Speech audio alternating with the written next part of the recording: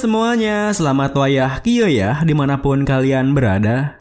Kembali lagi bersama Mamang dan di video kali ini kita bakal lanjutin manhwa Trans Institute. Kita masuk di part 62. Di awal video ini, setelah terdiam sebentar menatap langit, Francesco bertanya, "Jadi, apa rencanamu sekarang?" Sembari menyentuh magic bomb di belakangnya, Kim Jun membalas, "Apalagi?" Francesco yang mengerti maksudnya menimpali, "Tentu saja, tidak mungkin aku meninggalkan 50.000 pasukan elit mafia." Kim Jun pun membangkit mendekat bertanya, "Ya, kembali ke topik utama. Berapa banyak uang yang bisa kau berikan?" Francesco menghela napasnya membalas, "Hah, konyol sekali. Jika aku memberimu uang, apa kau akan melepaskanku?" Kim Jun menimpali, tergantung seberapa banyak uang yang kau beri." Mendengar jawaban Kim Jun, Francesco yang merasa semakin konyol tertawa mengatakan, "Ambillah semua. Meskipun aku tidak akan memberikannya padamu sekarang, Antonio akan menemukannya saat dia berhasil mengontrol seluruh mafia. Tapi, apa kau sungguh bisa mengambilnya? Apa kau tahu apa yang terjadi jika kau menggunakan bom itu?" Kim Jun membalas, 50.000 pasukan mafia yang ada di sini akan mati kan? Francesco tersenyum kecut menimpali, "Tidak, aku berbicara tentang tujuan asli bom itu. Itu adalah bom yang bisa meluluhlantahkan seluruh kota menjadi abu. Jadi, dari mana aku mendapatkan bom itu? Apa kau pikir aku bisa membuat bom seperti itu?" Tentu saja perkataan Francesco membuat Kim Jun terperanjat, di mana ia mulai menyadari jika semuanya ini terhubung pada sesuatu. Kim Jun pun bertanya, "Apa itu Order of Truth?" Francesco menyeringai membalas, "Sudah kuduga, ternyata kau tahu topeng Order of Truth ya? Dan hipokrit yang menggunakan topeng itu." "Aku membunuh Andrea. Tidak, sebenarnya aku mengasih Order of Truth untuk membunuhnya. Mereka membunuhnya dengan rapi. Mereka membuat itu seperti kecelakaan Denjian.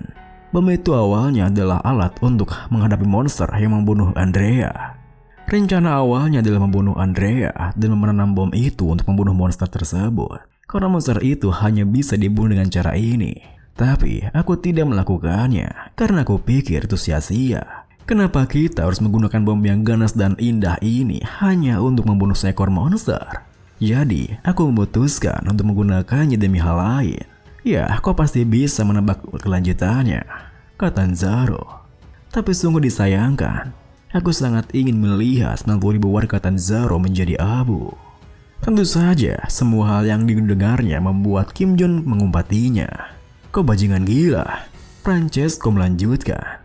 "Ya, aku memang gila. Tapi, apa kau masih tidak sadar kenapa aku dengan tulus memberitahumu tentang ini? Karena semuanya sudah percuma." Tepat setelah mengatakan itu, Francesco tiba-tiba bangkit dan melemparkan beberapa pisau yang disembunyikannya. Namun, meskipun Kim Jun bisa menghalau dengan mudah, Francesco malah tersenyum puas menatap banjik bomnya di sana. Hingga Kim Jun langsung menyadari jika ada satu pisau yang telah menancap di sana. Yang artinya sejak awal Francesco bukanlah mengincar dirinya, melainkan magic bomnya. Kemudian, melihat magic bomnya yang mulai bereaksi, Francesco tertawa puas mengatakan, "Meski aku kalah, pada akhirnya tak ada pemenang sesungguhnya. Semuanya akan..." Namun, sebelum Francesco menyelesaikan kalimatnya, Kim Jun langsung menghajarnya hingga terpelanting jatuh. Lalu dengan niatan jika ia harus keluar dari sana sebelum bomnya meledak, Kim Jun mengaktifkan ketiga titik energi senternya. Kemudian menggunakan Divine Speed untuk melesat pergi dari sana. Namun, belum seberapa jauh Kim Jun meninggalkan tempat itu, magic bomnya langsung meledak, yang membuat Kim Jun hanya bisa mengumat kesal. "Ah, sia. Duar, Kima." Kita beralih ke dalam sebuah dungeon di mana terlihat beberapa monster di sana yang tak berani mendekati seorang berjubah hitam yang berjalan dan berhenti di depan sebuah pedang yang menancap dengan topi di atasnya. Sembari menatap topi di depannya, seorang berjubah hitam itu bergumam, "Kenapa kau terbaring dengan menyedihkan di sini? Kemana semua ambisi itu pergi, Andrea?" Tak berselang lama, ada seorang yang menghampirinya dari belakang mengatakan, "Nyonya Apostle of Passion." Pada akhirnya, magic bomb itu meledak di Sicily. Mendengar hal itu, seorang yang dipanggil Apostle of Passion pun berbalik membalas. Si Jilly, bukannya kata Zaro? Ya terserah, takdir sudah meramalkan Magic Bomb itu akan meledak. Bajingan gila Francesco itu akhirnya membuat masalah ya. Baiklah, aku akan mengurus sisanya. Bawahannya menimpali. Juga Tuan Apostle of Temperance memberitahu kita agar berhati-hati karena Kim Jun sudah bergerak.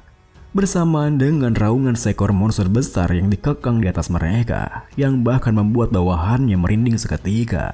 Nyonya Apostle of Passion menimpali Kim Jun, variabel yang tak terlihat. Ya, aku tidak tahu apa dia masih bisa berkata seperti itu setelah melihat ini. Kita beralih kembali pada Kim Jun yang nampak terjatuh cukup keras karena selain recoil dari Divine Speed, ia juga terkena hempasan ledakannya. Meskipun begitu, Kim Jun yang merasa tidak ada waktu untuk bersantai, segera membeli item replika elixir yang berharga 15 miliar won. Kemudian, setelah minumnya sampai habis, Kim Jun harus bermeditasi sembari berpikir. Jika yang dikatakan oleh bajingan persok itu benar, maka ini belum berakhir. Terlebih lagi, Magic Bomb yang ditujukan untuk monster itu sudah meledak. Hanya aku yang bisa mengenanganinya. Sementara itu, di kota Messina, terlihat pasukan Hunter Antonio yang bergabung dengan pasukan Hunter Asosiasi Italia di bawah kepemimpinan Marcelo, yang tengah bertarung dengan pasukan Hunter gabungan mafia pasukan juga Agnes. Sembari terus mengayunkan pedangnya, Antonio berteriak, "Mereka adalah bajingan yang mencoreng mafia. Hukum mereka sesuai hukum keluarga." Marcelo menambahi, "Mereka adalah parasit di negara kita. Jangan beri ampun." Dengan begitu, mereka pun bahu-membahu mengalahkan mereka sembari berpikir. Ini adalah kesempatan yang diberikan oleh Hunter Kim Jun dengan mengorbankan dirinya. Kami harus memperbaiki Italia bagaimanapun caranya. Bersamaan dengan itu, kabar situasi di sana langsung dilaporkan dari sebuah ruangan pengawasan di ibu kota. Paksi Sir Antonio mulai menyapu bersih para mafia. Pro Hunter dan Presiden Asosiasi Marcelo menangkap mereka yang kabur. Mafia sedang dihancurkan. Mendengar laporan itu, Perdana Menteri Italia, Pak Samuel, yang berada di sana terdiam tegang berpikir. Hunter Kim Jun, beberapa saat yang lalu, kami menerima laporan bahwa ada ledakan besar di Sicily yang mengakibatkan 50.000 pasukan elit mafia mati. Ledakan besar itu juga pasti berdampak pada Hunter Kim Jun. Dia menumbangkan dirinya untuk Italia, padahal dia tidak memiliki ikatan dengan kami. Kamu tidak akan pernah melupakan ini. Tapi, kami juga tidak akan membiarkan kesempatan ini pergi. Dengan pikiran seperti itu, Pak Samuel berteriak, "Jangan biarkan seorang pun lolos." Namun, meski pada awalnya semuanya berjalan sesuai rencana, di mana pasukan Sir Antonio dan juga Pak Marcelo bisa membersihkan sisa-sisa pasukan juga Agnes, hingga mereka semua bersukacita karena telah memenangkan pertempurannya. Tiba-tiba saja keadaannya kembali berubah tegang oleh kemunculan distorsi di Messina. Seorang pengamat di ruang pengawasan bahkan mengatakan, "Perdana Menteri, ada masalah. Ada distorsi di Messina. Penilaian magic powernya tidak masuk akal. Hasilnya sangat berbeda dari angka yang kita observasi dalam beberapa tahun. Tidak, beberapa dekade. Juga tidak hanya satu kota saja, tetapi seluruh Italia akan hancur." Tentu saja hal itu membuat Pak Samuel terkejut panik. Ditambah lagi di saat yang sama, dari distorsi di Messina, semua hunter di sana dikejutkan ketika melihat sosok monster raksasa yang disebut Demogorgon keluar dari distorsinya. Bahkan tepat setelah kemunculannya, monster Demogorgon itu dengan mudah membuat para hunter itu batuk darah dengan teriakannya, sehingga mereka yang masih bisa bertahan langsung kocar-kacir di sana. Di tengah kepanikan itu, Sir Antonio terdiam mematung berpikir, "Aku harus pergi, aku harus melakukan sesuatu. Tapi, aku tidak bisa bergerak. Ini teror kematian." Namun, di saat mereka tak berdaya di depan monster Demogorgonnya, Dream Team muncul menanggulangi monsternya. Dimulai dengan Suyon yang membekukan kaki monsternya menggunakan Magic Price Bliss. Lalu Minuel dengan teknik Demon Soul Killing Pursuit, Sacred Technique Lightning Slash. Dilanjut Nuna Seoyun dengan Heaven Freaking Divine Sword, Second Movement, Chaotic Fire Blow Slash. Dan diakhiri oleh Hayon dengan Yin Yang Spiritual Art, Spirit Box, Demon Spirit Detoxification yang memurnikan racun monster Demogorgonnya. Sayangnya, meski serangan combo mereka bisa menyelamatkan para hunter di sana, serangan kombonya masih belum mampu untuk membunuh monsternya, yang membuat mereka harus kembali bekerja sama, di mana Hayun menggunakan elemental spiritual art, Earth Element, elemen energi blast, dan Suyon dengan magic earthquake, prominence explosion. Melihat efek serangannya yang begitu kuat, para hunter di sana pun bersorak kegirangan. Dream Team datang. Ya Tuhan, hanya sekali serang. Kita selamat, kita masih hidup. Dream Team sungguh luar biasa. Namun, kegirangan mereka hanya sebentar saja, di mana monster Gorgonia masih hidup dan kembali bangkit. Apa? Makhluk itu masih hidup? Masih menerima serangan seperti itu? Aku yakin tangannya sudah terpotong tadi. Kok bisa? Di tengah kebingungan mereka semua, Minyu dan Seoyun kembali maju menyerangnya. Namun, meski Seoyun telah memotong salah satu bagian tangan monsternya, ia dikejutkan ketika melihat tangannya langsung bergenerasi, yang hanya dalam hitungan detik saja. Ditambah lagi, situasinya pun semakin tak terkendali ketika monster Demogorgonia memanggil monster bawahannya, yang membuat Dream Team terpojok hingga tak bisa menolong hunter lainnya. Apa yang terjadi? Tolong aku! Monster macam apa ini? Tentu saja, hal itu membuat Pak Marcelo jatuh terduduk dengan mata kosongnya, karena ia tak menduga jika semuanya akan berakhir dengan kekacauan seperti ini. Cepat pergi dari sini. Sudah cukup, kalian sudah banyak berkorban demi kami.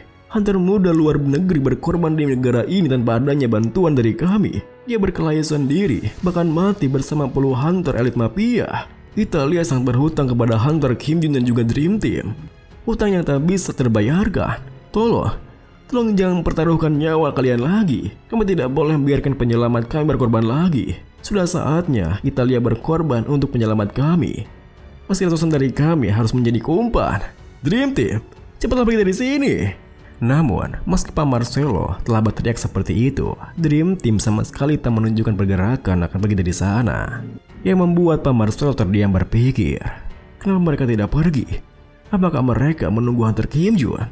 Dengan pikiran seperti itu, Pak Marcelo menelan ludahnya lalu kembali berteriak. Percuma saja jika kalian menunggu hunter Kim Jun. Dia tidak akan datang, dia sudah mati. Hunter Kim Jun sudah mati. Mendengar teriakannya, meski wajahnya babak belur, Minyu tersenyum mengatakan, tidak, bagaimana mungkin Kapten bisa mati semudah itu? Dia tidak mati dan tidak akan pernah bisa mati. Suyon yang menempahnya menambahi, iya, satu-satunya yang bisa membunuh Kak Kim Jun hanyalah kehancuran dunia ini sendiri. Hayun yang merasa ada yang kurang membalas. Kau melupakan sesuatu, Suyon, kecuali satu hal yaitu uang. Bersamaan dengan Seoyun yang hanya tertawa, Suyon melanjutkan, benar, izinkan aku mengkoreksinya kembali. Satu-satunya yang bisa membunuh Kak Kim Jun hanyalah depresi yang mendalam dan juga kehancuran dunia ini sendiri. Tentu saja, tingkah mereka yang seperti itu membuat Pak Marcelo merasa heran. Rasa herannya bahkan semakin bertambah ketika Aena muncul menghalau para monsternya sembari berteriak. Tolong bertahanlah Pak Presiden Asosiasi. Jika Anda bisa bertahan, Hunter Kim Jun pasti akan datang. Melihat mereka yang sebegitunya percaya pada Kim Jun, Pak Marcelo kembali terbangun di sana berpikir, Elena, bahkan kau juga. Apakah ini takdir? Dia sudah mati. Tidak mungkin dia bisa hidup dari ledakan itu. Sangat sulit untuk percaya bahwa dia masih hidup. Dan meski dia masih bernyawa, tidak ada yang akan berubah. Tapi kenapa?